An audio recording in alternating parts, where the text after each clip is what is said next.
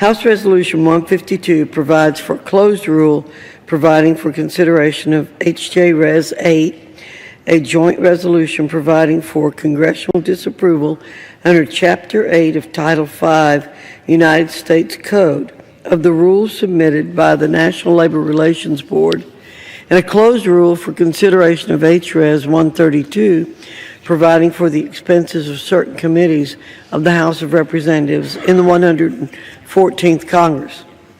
Across the Capitol, the United States Senate took positive action on March 4th when it passed a resolution, S.J. Res. 8, invoking the Congressional Review Act to overturn the National Labor Relations Board's recent ambush election rule. On that same day, my colleagues and I at the Committee on Education and the Workforce Subcommittee on Health, Employment, Labor, and Pensions held a hearing on legislation I strongly supported and co-sponsored, H.J. Res. 29, which is identical legislation to that which will come before the House today. The National Labor Relations Board's ambush election rule is just the latest of its outrageous actions taken in defiance of long-standing precedent, jeopardizing employee free choice and privacy and employer free speech.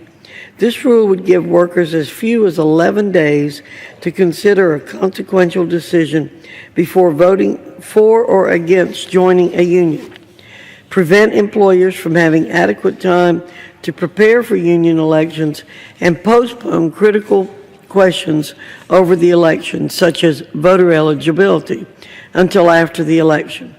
While providing little consideration of the long-standing rights of employees and employers, the rule further violates their privacy by ensuring that workers' personal information, such as email addresses, work schedules, phone numbers, and home addresses, are provided to union leaders.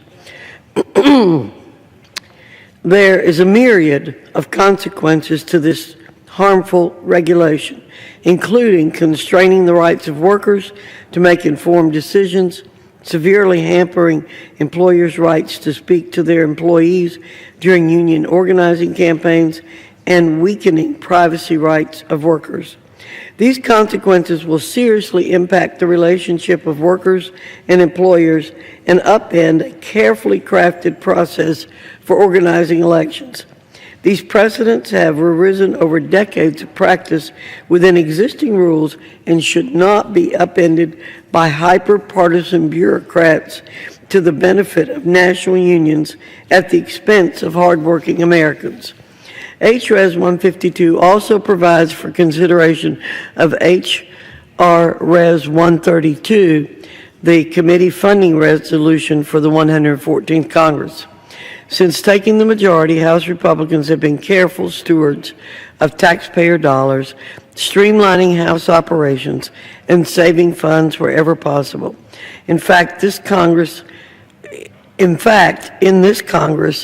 House remains below the amount authorized in 2008. This bipartisan resolution will allow our committees to continue their vital work on behalf of this institution, including legislative reforms and oversight with additional investigations and field hearings. I urge my colleagues to support this rule and the underlying resolutions, Mr. Speaker, and I reserve the balance of my time.